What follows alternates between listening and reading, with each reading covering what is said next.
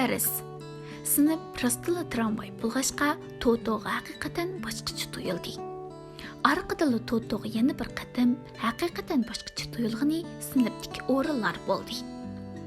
Burunqi maktabda kimning qayerda o'ltirishi, yanada kimning, oldida kimning bo'lishi muqim bo'ladi.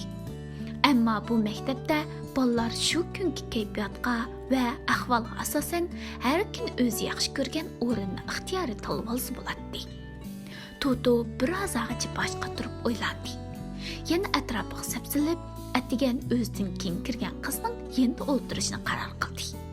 Chunki bu qiz uzun quloqli bo'janning rasmi tushirilgan uzun ko'ylak kiyib olgan edi. Biroq eng boshqacha bo'lgani yana bu maktabning dars o'tish usuli edi.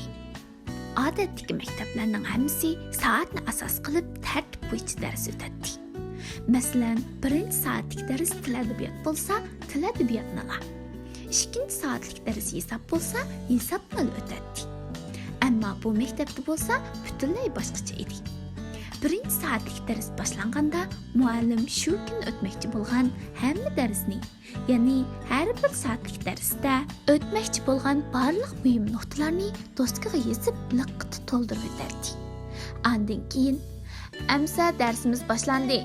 O'zingiz yaxshi ko'rgan darsdan boshlasangiz bo'ldi", dedi. Shuning bilan o'quvchilar o'zi yaxshi ko'rgan darsdan boshlab o'rganishga kirishdi. Avval til adabiyot o'rgansimi, hisob o'rgansimi bo'laveradi. Shunga maqol yozishga amroq o'quvchilar maqol yozadi. Keyinidagi o'rinda fizikaga amroq o'quvchilar ispit lampasini yondirib, kolbini qizitib, poroxni tupuv chiqaradi. Yoki biror portlash tajribasi ishlaydi. Har bir sinfda shunday manzarani ko'rgil bo'ladi. Darsni bundoq o'tsa, muallim o'quvchilarning sinf bo'lishiga ergishib, har bir o'quvchining qiziqishini bilib oladi. Shundaqla ularning qiziqish shakli, masalalarga fikr yurgizish usuli qatorliqlarni asta-asta egallaydi. Shundaq qilib, o'qituvchi har bir o'quvchining mijozini aniq tushunib oladi. Shundaqla bir o'quvchiga nisbatan aytganda, o'quvchisini tushunish asosida ularning o'zgacha qobiliyatlariga qarab dars berish eng unumli dars o'tish usuli edi. O'quvchilarni ilib etsaq, ular bir kunlik o'qishni o'zi eng yaxshi ko'rgan qismidan boshlay olsa, intayin xursand bo'ladi. O'zi ancha yaxshi ko'rmaydigan fanlarni maktabdan qo'yib berishdan burun yozib asılib bo'lgan bo'lg'ashqa, hammasini yozib tugatoladi. Shunga ko'pinchisi o'zligidan o'rganish usulini qo'llanadi. Boshlang'ich maktab o'quvchilari o'z tushunmagan masalalarga yo'liqqanda muallimning qishig'i berib so'rasa bo'ladi. Yoki muallimni chaqirsa bo'ladi.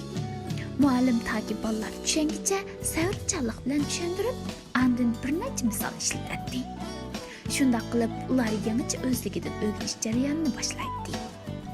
Bu haqiqiy o'rganish bo'lib, dars anglaganda diqqat chechilib ketadigan ahvol yuz bermaydi. Totolar dahi birinchi sinfning o'quvchisi bo'lg'ashqa, o'zligidan o'rganishni ancha bilib ketmaydi.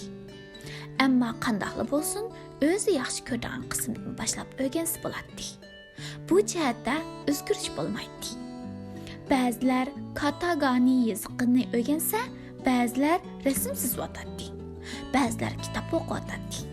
Hatto ba'zilar gimnastika o'ynaydi. Totoning endi o'ltirgan yilqi qiz hiragana yoziq yoza oladigan bo'lsa kerak, xotira daftarga bir nimalar yozib. Toto nimaga qarshi yangliq bilib, qaltis hayajonlikdan damalliqqa boshqa bolalardek darhol o'rganishga kirishib ketolmadi.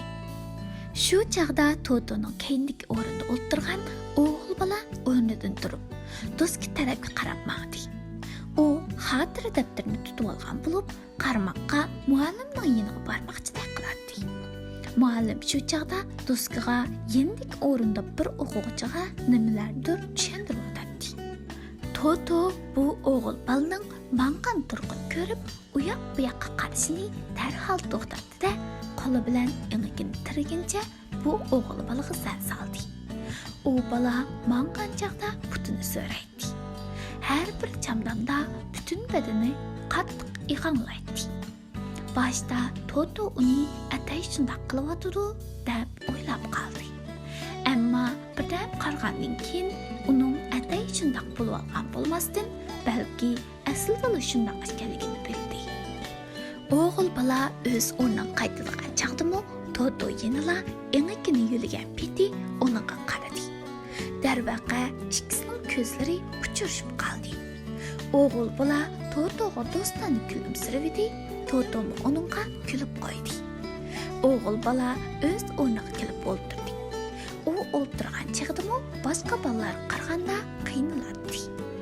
Toto sharida o'rlib so'radi. Nemishqa undaq mangsiz? O'g'il bola muloyim va tamkinlik bilan so'zladi. Qarmoqqa u intay aqlliqdek ko'rinadi. Chunki men bolalar paralash kesili bo'lgan. Bolalar paralash kesili? Toto qaytirib so'radi. Buningdan ilgari u azaldan bu so'zni anglab baxmagan edi. O'g'il bola ovozini sal-pal pasaytib so'zladi. Shundoq bolalar paralash kesili. Putumla emas, qo'limmi? O'g'il bola so'zlab etib qo'lini chiqardi. Uning barmoqlari nihoyat injiq edi. Yenilib bir-biriga chapishib ketgandek.